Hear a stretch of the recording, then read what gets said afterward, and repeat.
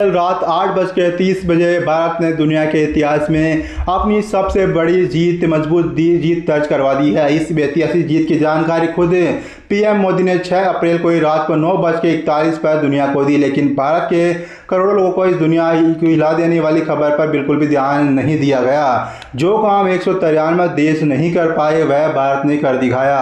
यह खबर भारत के बच्चे बच्चे को पता होनी चाहिए। भारत के तमिलनाडु के कलप्पा में स्वदेशी निर्मित प्रोटोटाइप फास्ट ब्रीडर रिएक्टर ने क्रिएटिविटी हासिल कर ली है। क्रिएटिविटी हासिल करने का मतलब है कि इस न्यूक्लियर रिएक्टर ने काम करना शुरू कर दिया।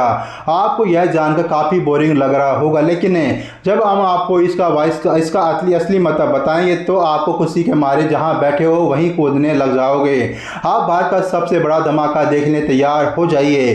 भारत ने अपने न्यूक्लियर प्रोग्राम के सेकंड स्टेज को एक्टिवेट कर दिया है। ऐसा करने वाला भारत दुनिया का दूसरा देश बन गया है। पहला देश है यहाँ पर रूस है। यह कितनी बड़ी सफलता है उसका अंदाजा आप इसी बात से लगा सकते हैं कि अमेरिका, जापान, जर्मनी और ब्रिटेन जैसे देशों ने यह काम हासिल करने के लिए $50 बिलियन से भी ज़्यादा पैसा खर्च कर दिया। लेकिन इसके बाद भी इन देशों ने सरेंडर कर दिया। उन्होंने कहा कि ऐसा हो ही नहीं सकता, लेकिन भारत ने यह कर दिखाया। भारत ने असल में क्या किया है वह अब आपको बेहद ही आसान भाषा में समझाते हैं। बोनस के तौर पर पहले ही आपको बता देते हैं कि भारत आने वाले समय में ऐसी न्यूक्लियर शक्ति हासिल करने वाला है जिससे कि 400 सालों तक बिजली पैदा की जा सकती है। इसके अलावा भारत हर साल 300 से ज़्यादा न्यूक्लियर हथियार भी बना सकता है।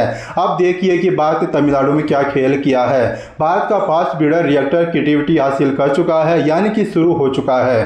भारत हर साल तेल और यूरेनियम खरीदने में अरबों रुपए बाहर खर्च कर देता है क्योंकि भारत की फ्यूल क्षमता सीमित है। लेकिन अब सब कुछ बदलने वाला है। भारत ने जो रिएक्टर बनाया है वह कोई सामान्य न्यूक्लियर रिएक्टर नहीं है। इस न्यूक्लियर रिएक्टर में ऊर्जा बनाने के लिए जितना फ्यूल इस्तेमाल होता है यह उससे कहीं ज़्यादा फ्यूल पैदा कर देता है, इसलिए इसे फास्ट ब्रीडर कहा जाता है। 1950 के दशक में डॉक्टर होमी जहांगीर बाबा ने भारत की भौगोलिक वास्तविकता को पहचान लिया था। उन्होंने कहा था कि भारत के पास वैश्विक यूरेनियम का मुश्किल से सिर्फ 1 या 2% हिस्सा है, लेकिन भारत के पास दुनिया का सबसे बड़ा थोरियम भंडार है। भारत के पास दुनिया का करीब 25% थोरियम मौजूद है। लेकिन भारत के सामने यहाँ सवाल था कि न्यूक्लियर एनर्जी और न्यूक्लियर हथियार पैदा करने के लिए तो यूरेनियम ही चाहिए, तो ऐसे में क्या किया जाए। इसी कड़ी में भारत ने अपने थोरियम को यूरेनियम में बदलने का प्रोजेक्ट शुरू कर दिया और अब भारत ने थोरियम को यूरेनियम में कन्वर्ट करने की दिशा में सबसे बड़ी बाधा को यहाँ पर पार कर लिया है। यानी कि आने वाले समय में भारत को अब किसी देश की तरफ यूरेनियम के लिए नहीं देखना पड़ेगा। भारत अपनी ही मिट्टी और चट्टानों से थोरियम को यूरेनियम में बदल देगा। आपको बता दें कि थोरियम चांदी जैसा दिखता है, प्राकृतिक रूप से मिट्टी, चट्टानों, समुद्री रेत में मिलता है। भारत के केरल, आंध्र प्रदेश और तमिलनाडु में थोरियम के भंडार है। यह कितना जबरदस्त पदार्थ है इसका अंदाजा आप इसी बात से लगा सकते हैं कि भारत को एक दिन की बिजली बनाने के लिए अंदाजन 20 से 30 लाख टन कोयला लगता है, लेकिन इतनी ही बिजली भारत से 3 से 4 टन थोरियम से बना सकता है। भारत के पास अनुमानित इतना थोरियम है जिससे कि 400 सालों तक ऊर्जा बनाई जा सकती है। अब सवाल यह कि थोरियम को यूरेनियम में कैसे बदला जाए।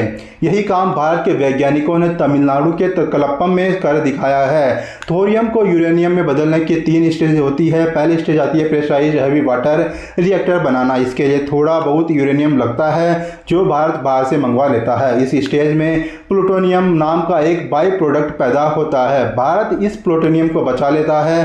फिर आती है सेकंड स्टेज। इसी स्टेज में भारत ने फास्ट ब्रीडर रिएक्टर बना लिया है।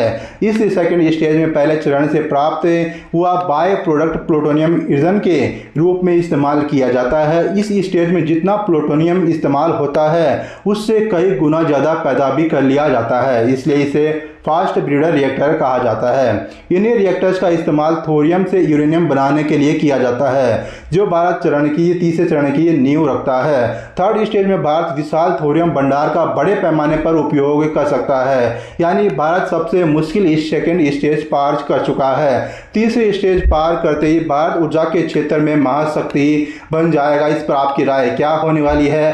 आपकी राय कमेंट बॉक्स में जरूर आपको बता देनी है।